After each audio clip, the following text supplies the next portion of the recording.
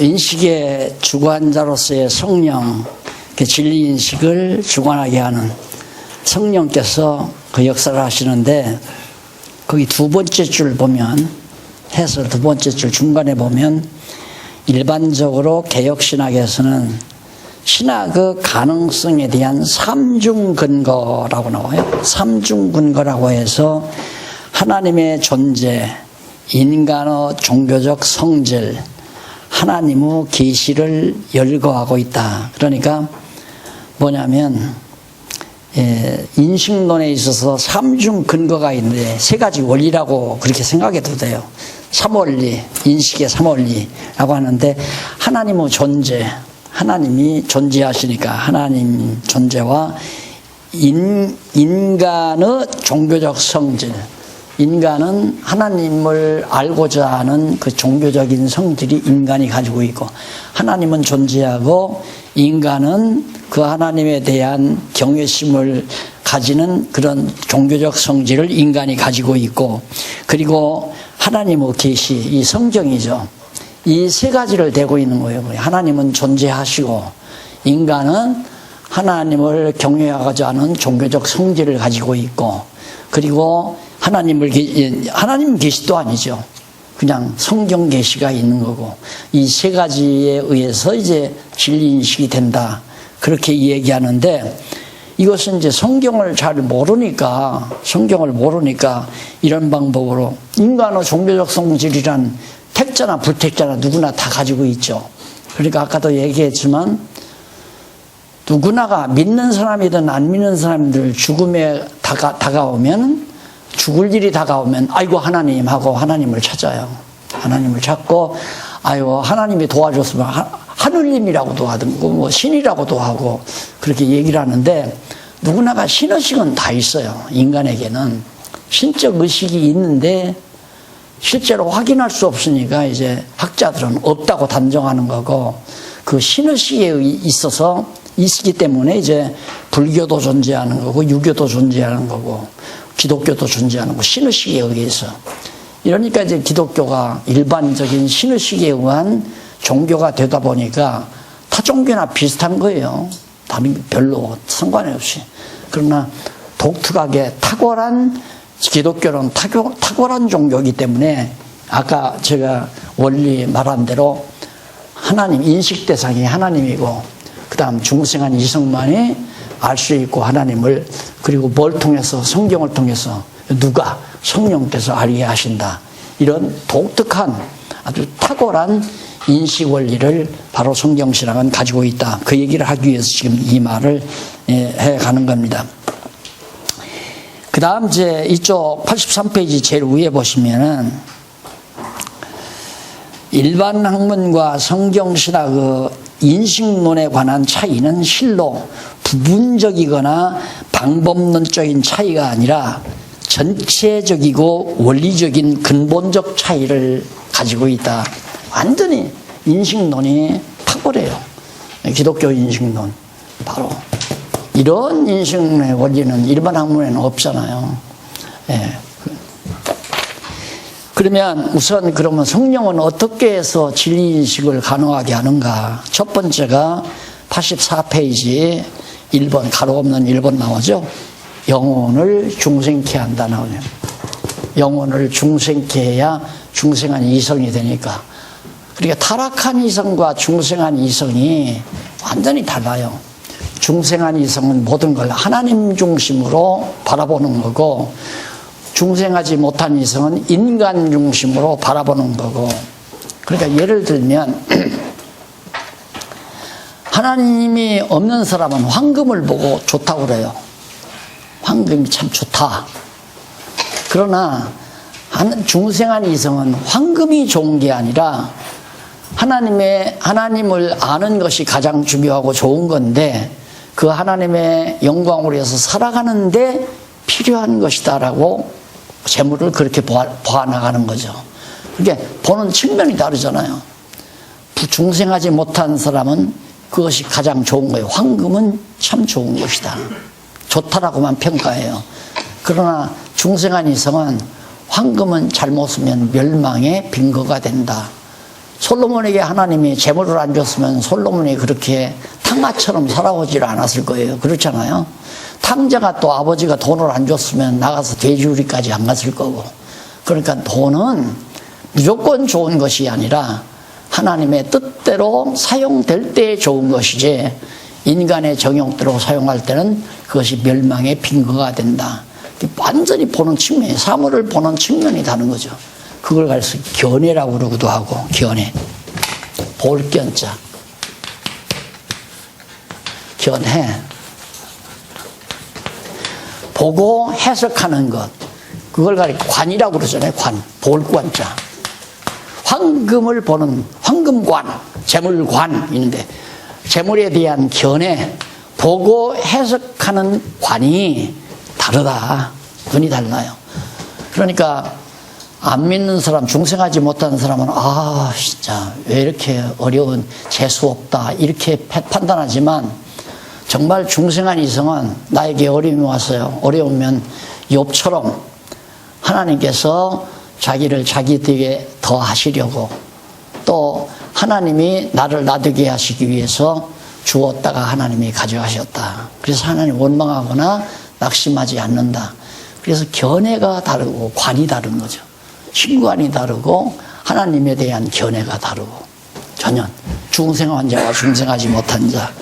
그래서 거기 한쪽 가로 1번에면 죽은 영혼을 중생케 해요. 하나님께서. 그건 다 성경 다 잘 아시는 얘기 아니에요.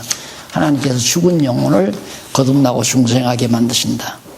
그 다음에 두 번째가 한쪽 가로 2번 86페이지에 나오죠. 진리 인식을 가능하게 한다.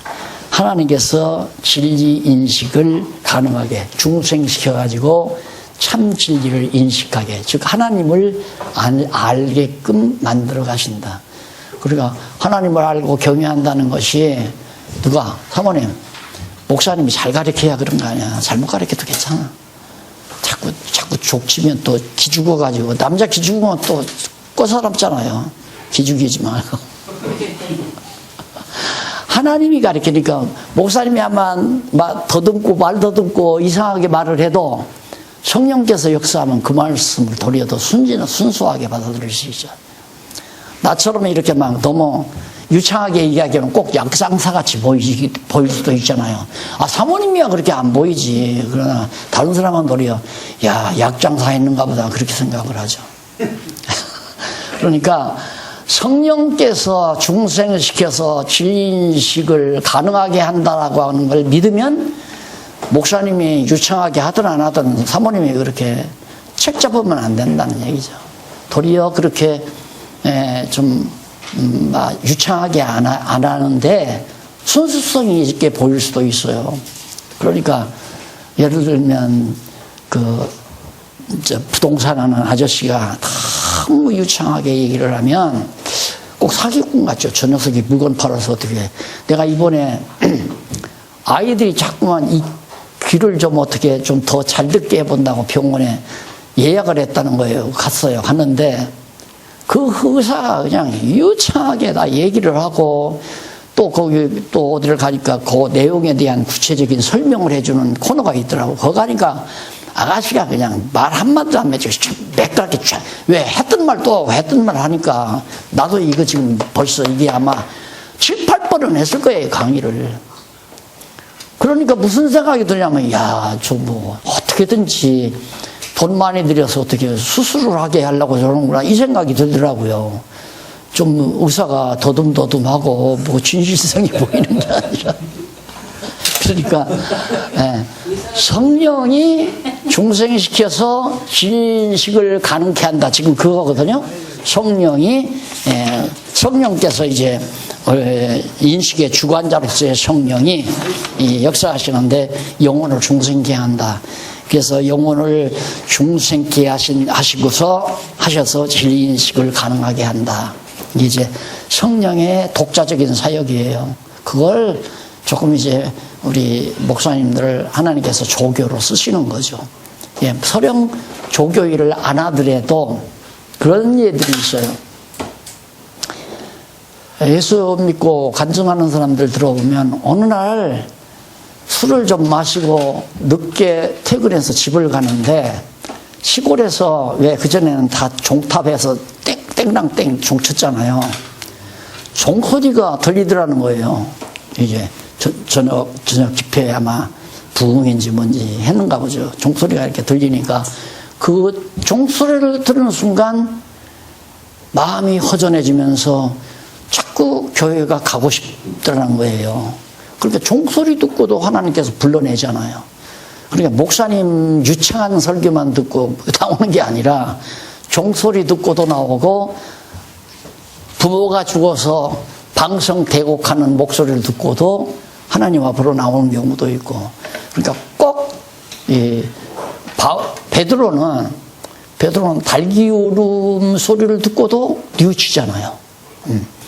또 발람 선지자는 말 타고 가는 나귀 목소리를 듣고도 발람 소리가 돌이키기도 하고, 하나님께서 영혼을 부르시는 데는 꼭 공부 많이 한, 연구 많이 한 목사님들을 통해서만 부르는 게 아니라 자연 만물을 통해서도 부르게 되고 모든 역사 상황을 통해서도 하나님께서, 아까 어제 잠깐 보니까 신앙고백서에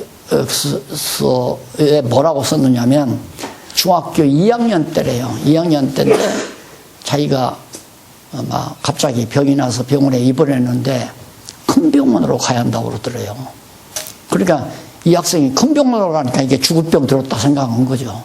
그래서 이제 큰 병원으로 옮기면서 계속해서 근심 걱정을 하는 거죠. 나는 이제 이 세상에 없겠구나, 죽는구나. 그때 이제 하나님의 음성을 들은 거죠. 음성이 뭐 공중에서 아무개야 하는 음성이 들은 게 아니라 하나님을 찾고자 하는 그 마음이 돌아오는 거예요. 그러니까 하나님께서 부르실 때에는 환경을 통해서 부르기도 하고, 상황이나 환경, 그리고 목사님들의 강론을 통해서도 듣고 뉘우치고 돌아오는 사람도 있고, 여러 가지 방법으로 하나님이 부르시니까 설교 강론을 잘한다 못한다는 별로 중요한 게 아니에요. 문제는 하나님이 선택해서 불러내느냐 안 하느냐, 하나님의 성령의 주권에 달려있는 거죠. 그 다음에 이제 성령이 중생케만 하는 게 아니라 계시를 깨닫게 한다. 진리인식을 가능하도록 중생시켰으니까 이제는 깨닫게 해야 되잖아요.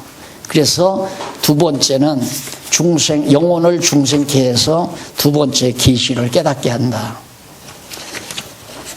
그런데 계시를 어떻게 깨닫게 하는가? 한쪽 가로 1번에 보면 넘어가서 88페이지. 굳은 마음을 열도록 하신다. 굳은 마음을 열도록 하신다. 그 로마 그 밑에 여기 지금 제가 본문만 읽는데요.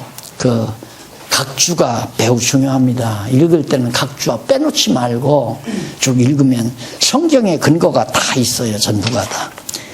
그러면 여기도 보면 굳은 마음을 제한다 할 때 마음은 인간의 육과 영 사이에 깃들여 있는 혼과 감각의 작용으로서, 혼과 감각 작용, 이것이 이제 마음이란 말입니다.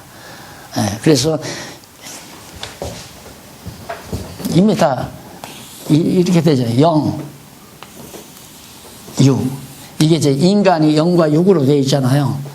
그런데 영과 육 사이에 뭐가 작용하냐면 마음이 이렇게 작용해요. 마음. 요 동그라미가 이게 마음이란 말입니다. 이 마음을 하나님께서, 이 마음이 무슨 역할을 하느냐면 영적으로는 혼의 역할이고 육적으로는 감각 역할을 해요. 뜨겁다, 차다, 아프다, 날카롭다, 이런 감각 기능은 육에 속한 마음의 작용이고, 혼의 기능은 영에 속한 마음의 기능이에요. 그래서 이건 혼, 감각, 이렇게 되죠. 이게 이제 마음의 기능이란 말입니다. 이것이 이제 아주 고약하면, 저 사람 마음이 굳은 마음이, 굳어진 마음이야. 그러면 그 사람은 아주 강팍하다는 얘기예요. 마음이 강팍해서는 절대 안 받아들이거든요. 그러니까 하나님께서는 그 강팍한 마음, 굳은 마음을 부드럽게 열도록 만드신다. 그러니까 아까 그 학생처럼 중학교 2학년 학생처럼 아주 자기는 잘난 척하고 하나님에 대한 생각도 없고 그러고 살았는데 완전히 죽을 병이 들었다 생각하니까 마음이 약해지는 거죠. 그래서 하나님이 부르실 때는 강팍한 마음을 약하게 만드는 게 매우 중요합니다. 그 약하게 만들려면 잘난 척하던 게 못난 척하게 만들어야 되잖아요. 응? 건강해서 제 육체의 소욕대로 막 활기차게 사는 놈을 불러내려면 병이 걸려서 낙심하고 절망하게 만든다 이 말입니다. 그래서 하나님이 그 마음을 열어야 돼요. 마음을 열게, 하나님이 마음을 열게.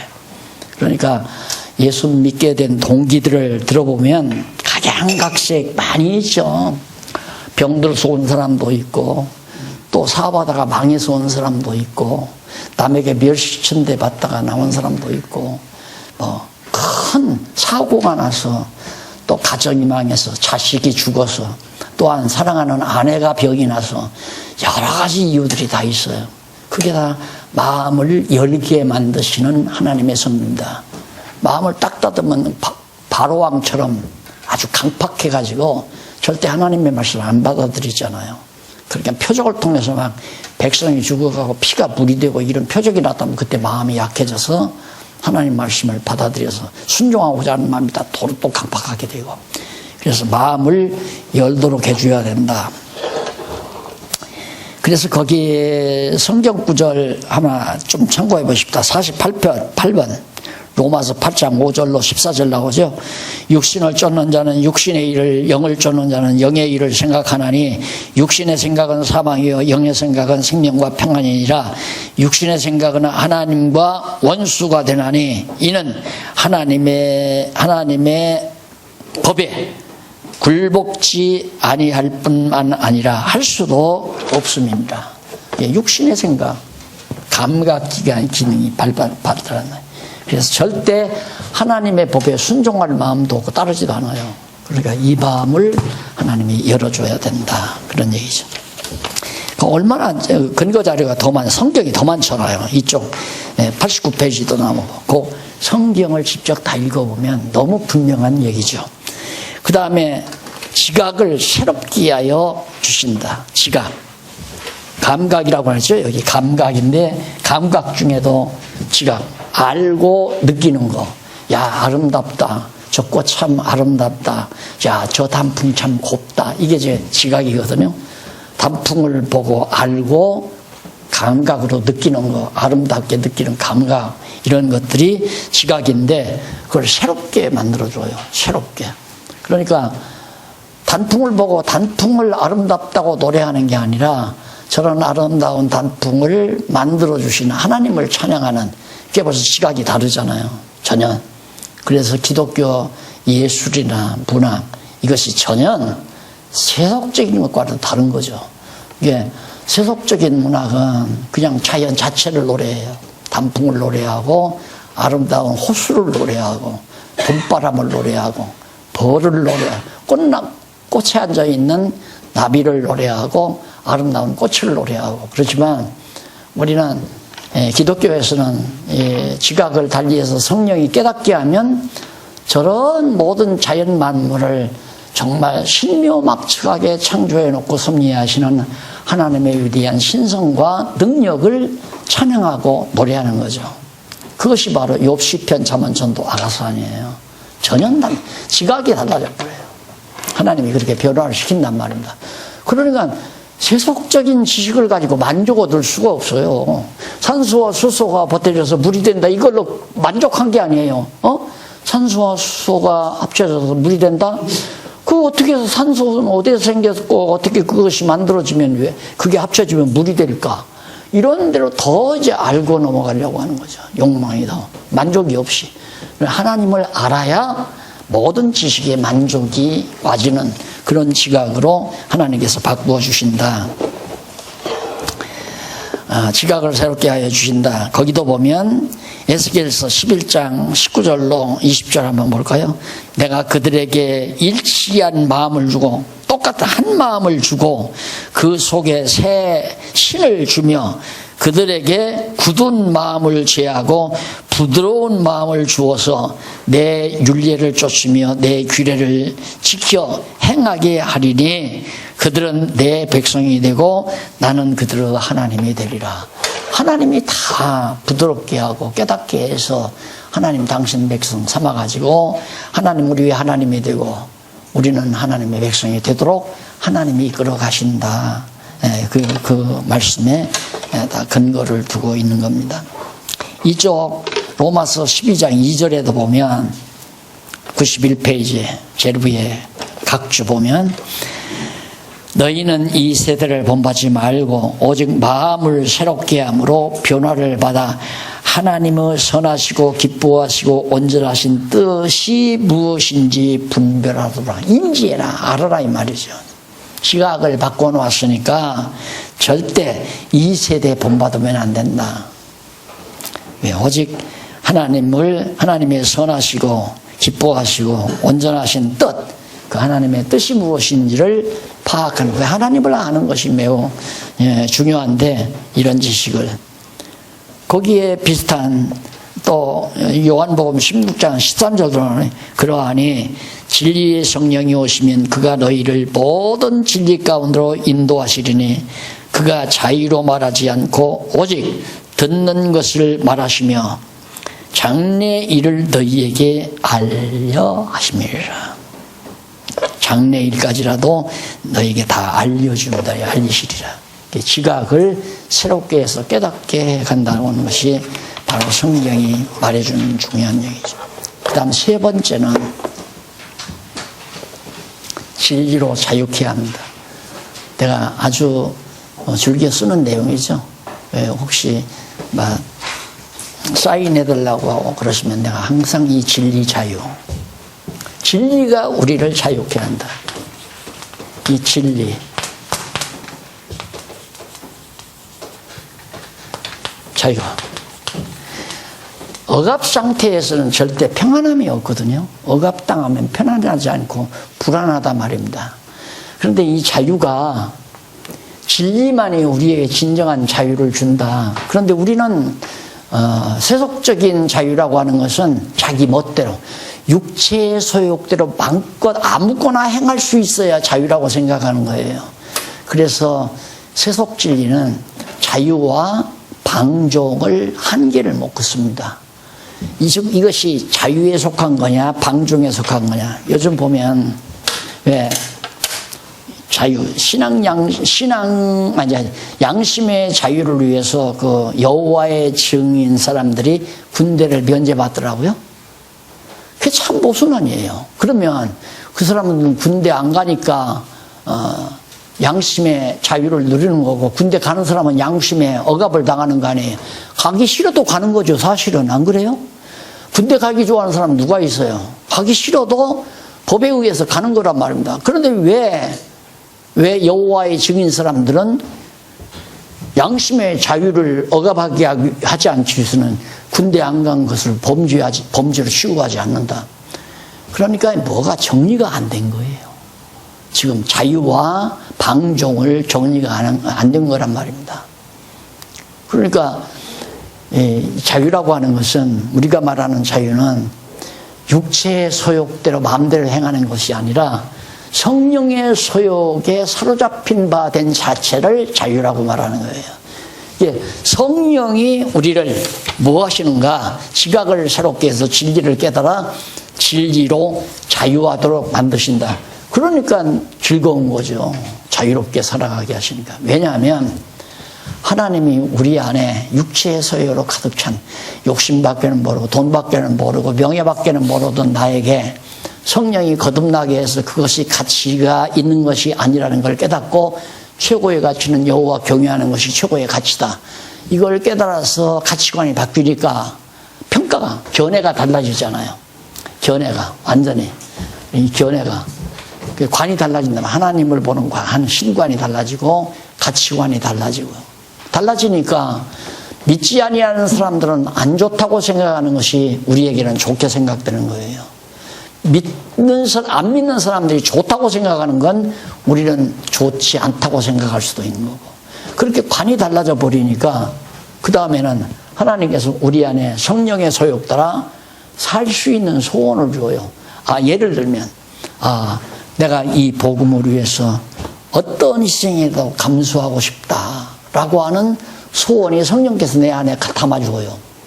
그래서 바울처럼 먹으나 굶으나 오직 주를 위하여 복음을 위하여 살아야 되겠다고 하는 소원이 내게 와요. 소원이 오니까 소원대로 자기가 사니까 자유롭잖아요.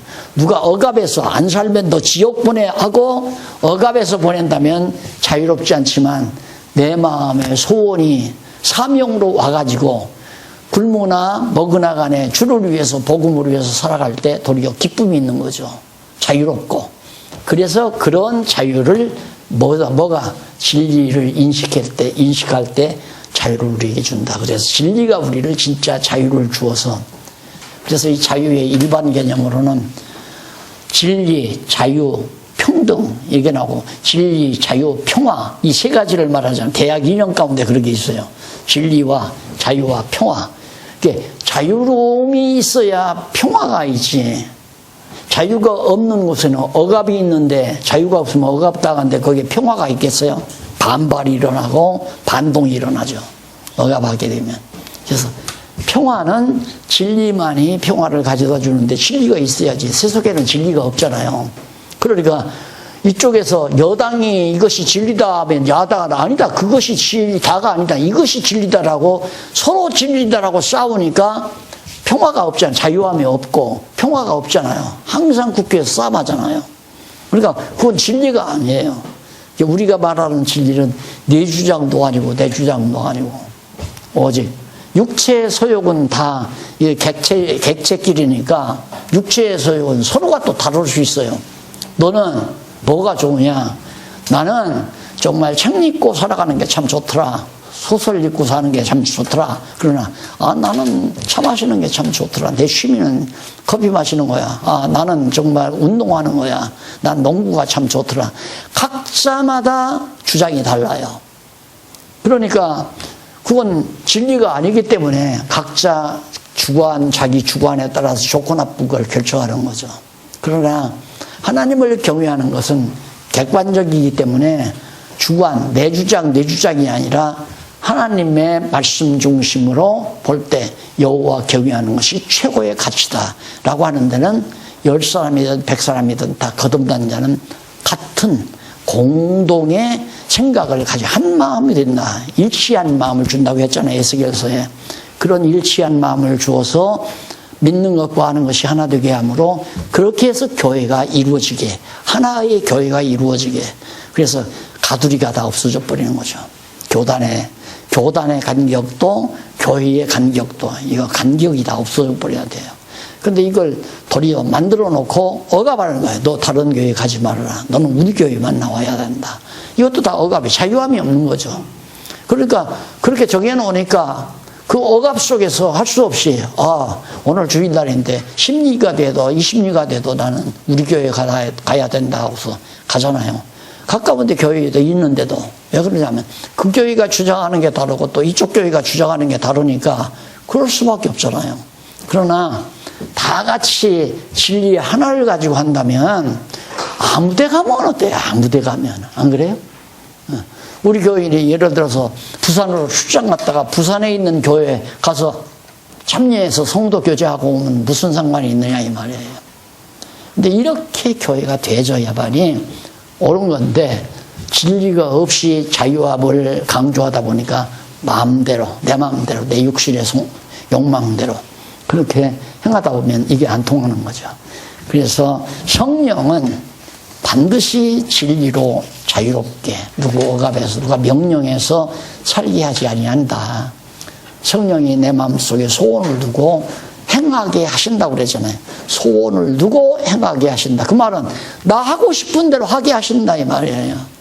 나 하고 싶은 대로 하게 하신다. 누가? 성령께서 나로 하여금 하고 싶은 마음을 주어서 그대로 살게 하시니까 자유로운 거 아닙니까? 이게 굉장히 중요한 개념이죠. 진리로 자유케 하신다는 말은. 어떻게 그 자유의 구체적인 내용이 첫째가 죄의 권세로부터 해방시킨다. 죄가 바울이 그랬잖아요. 선을 행하고자 하는 마음은 내게 있으나 죄가 나를 죄 아래로 이끌어간다. 억압당하는 거죠. 죄가 자기로 하여금 죄 짓게 자꾸만 이끌어간다고 말이에요. 그러니 자유함이 없잖아요. 그런데 성령께서 죄의 권세로부터 나를 벗어나게 해버리니까 죄가 나를 지배하지 못하니까 자유롭게 된다. 이게 자유라고 하는, 성도의 자유라는 말은 죄의 권세에서 탈출했다, 벗어나게 하셨다, 그런 개념이고, 두 번째는 하나님의 종이 되게 하신다. 성령의 소욕에 매이게 하신다는 말과 같은 얘기야. 하나님의 종이 되게 하신다. 죄의 종에서 하나님의 종이 되는 것이 자유예요. 그러니까 성령은 진리를 깨닫게 해서 죄의 종에서 벗어나 하나님의 종이 되게 하는 것이 자유다. 그래서 진리 자유라는 말을 제가 그렇게 단편적으로 늘 사용하는 이유가 거기 있습니다. 대단한 일이죠, 진짜. 진리로서 자유함을 얻고 살게 한다는 것은 가장 소중하고 값진 일이다라고 저는 그렇게 생각하니까. 진리를 깨닫고 자유롭게 살게 하신다는 것. 그러니까 오죽하면 바울이 그랬잖아요. 갈라디아 교회 성도들에게 그렇게 당부를 해요. 너희가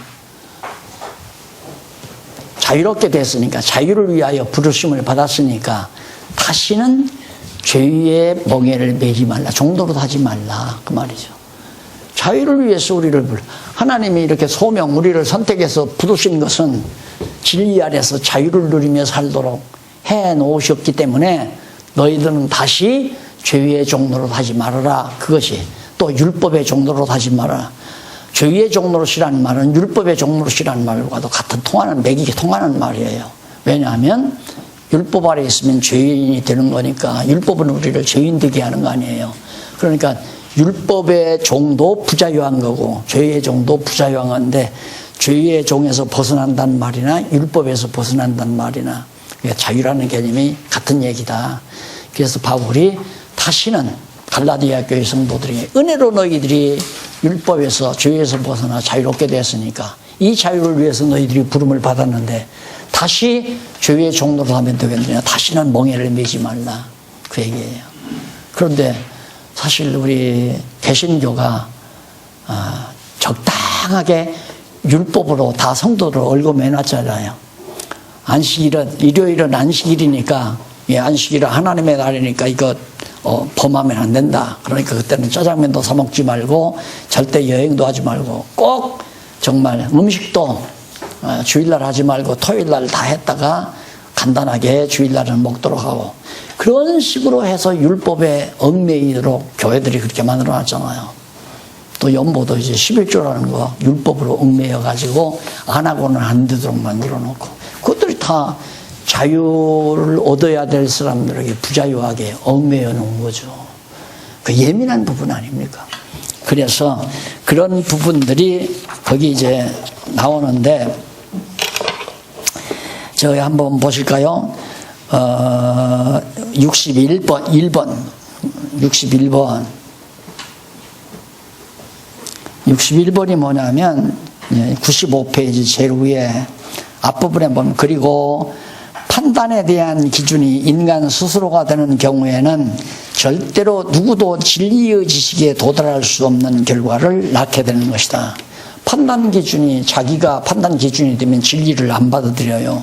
그래서 디모데후서 3장 1절로 9절에 보면, 네가 이것을 알라. 말세에 기롱하는 때가 있으리니 사람들은 자기를 사랑하며 돈을 사랑하며 자긍하며 교만하며 회방하며 부모를 거역하며 감사치 아니하며, 이게 인간의 기본 조건이에요. 타락된, 거룩하지 아니하며 부정하며 원통함을 풀지 아니하며 참소하며 절제하지 못하며 사나우며 선한 것을 쫓지 아니하며 배반하며 팔며 조급하며 자고하며, 쾌락을 사랑하기를 하나님 사랑하는 것보다 더하며, 그 다음 경건의 모양은 있으나 경건의 능은 부인하는 자니 이 같은 자들에게서 네가 돌아서라.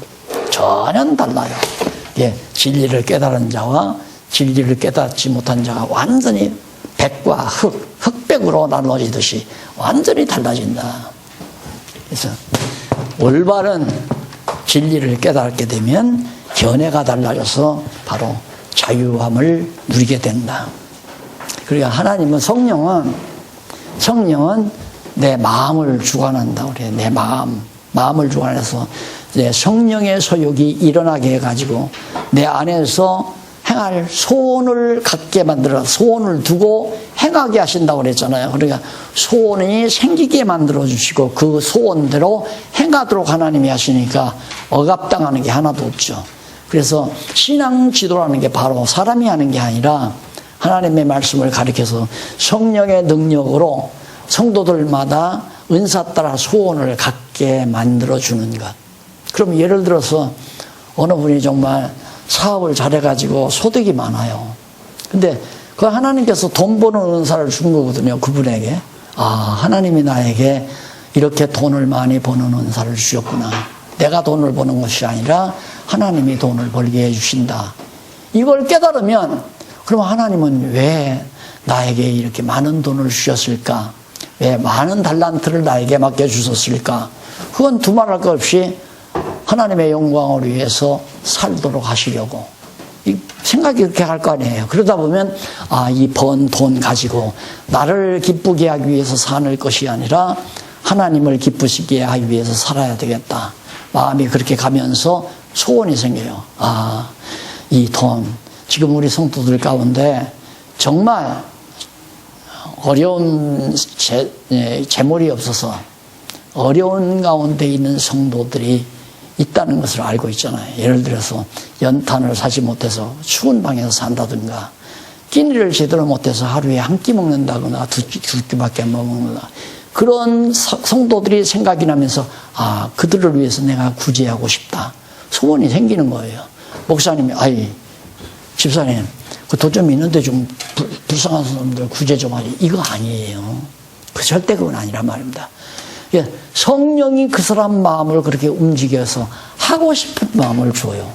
그러면 그가 바로 이 연보를 할 때 어려운 성도들 구제 연보를 목적을 해서 딱 연보를 해요.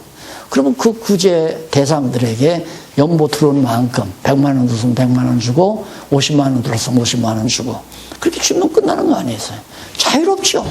누가 지배하는 사람도 없고 누가 해먹을 수도 있는 것도 아니고 낼 때 벌써 어려운 사람 구제하도록 주라는 게 그것이 바로 목적연보고 그것이 바로 올바른 올바른 연보 개념이다.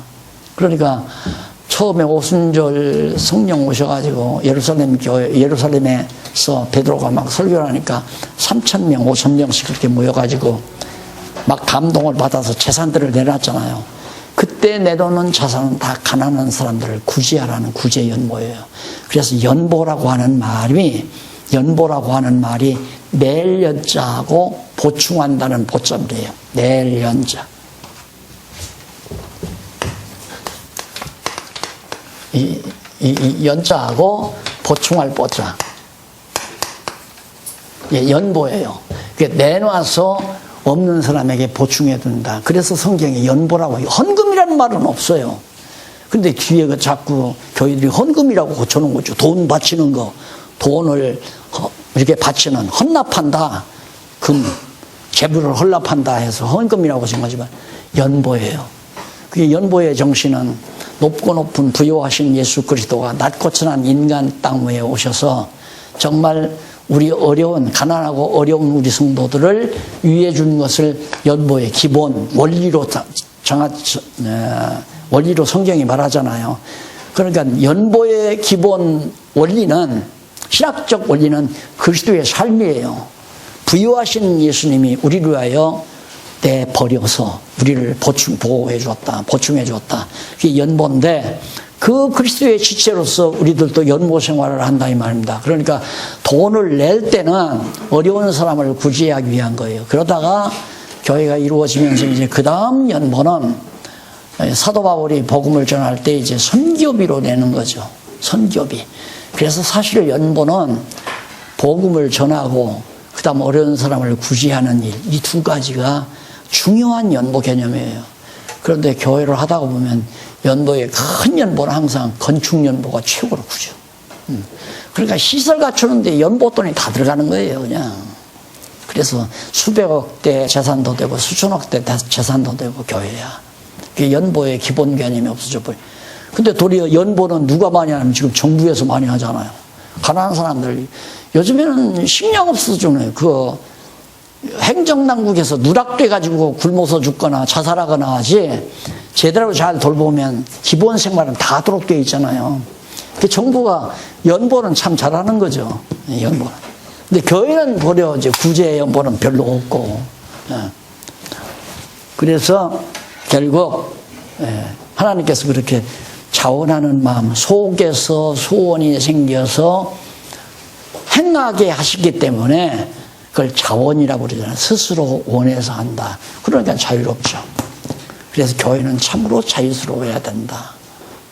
스스로 원해서 하는. 그래서 자원하는 마음. 장로도 자원해서 하고, 집사도 자원해서 하고, 권사도 마찬가지고, 연보도 다 자원해서 하고, 전부 스스로 원해서. 그러니 누가 누구에게 하라고 명령해서는 안 된다는 얘기죠. 잘 말씀으로만 가르치면 성령이 진리를 깨닫게 해서 이렇게 자유함을 누리고 성도들로 하여금 사원에서 살아가도록 해주신다. 그래서 하나님의 종이 되게 해주신다 하는 내용으로 정리가 됩니다. 그래서 마지막 요한복음 8장 32절 아주 중요한 말씀이죠. 진리를 알지니 진리가 너희를 자유케 하리라. 성령이 중생한 이성에게 진리를 깨닫게 해서 하나님을 알게 해서 자유함으로 하나님의 뜻을 따라 살도록 해주신다. 이게 교회다 이 말. 성도의 생활. 그래서 기독교 윤리도 깔끔하게 정리되잖아요. 너무너무 정리돼요. 기독교 윤리도. 근데 기독교 윤리가 뭐냐? 그것도 성령의 역사예요. 성령께서 그렇게 살게 하시는 삶이 기독교의 기본 윤리다. 도덕, 세속적인 도덕과 윤리가 기독교 윤리가 아니라 이렇게 살아야 된다. 술, 담배 먹지 말아야 된다. 예수 믿는 사람은 이렇게 살아야 한다. 저렇게 살아야 한다. 이렇게 제시하는 것이 기독교 윤리가 아니라 성령께서 진리를 깨닫게 해서 자유함을 누리며 살게 하는 것이 기독교 윤리의 결과로 나타나는 거죠. 이렇게 해서 일단 기독교 진리 인식론, 바로 성경신학의 원리 부분까지 모두 하셨습니다. 그동안 우리 성경신학 공부한 것이 4번째인가요? 4번째 했어요? 뭐야? 이거요? 두 번째인데? 왜 2번째야? 4번째죠? 세 번째? 4번째야.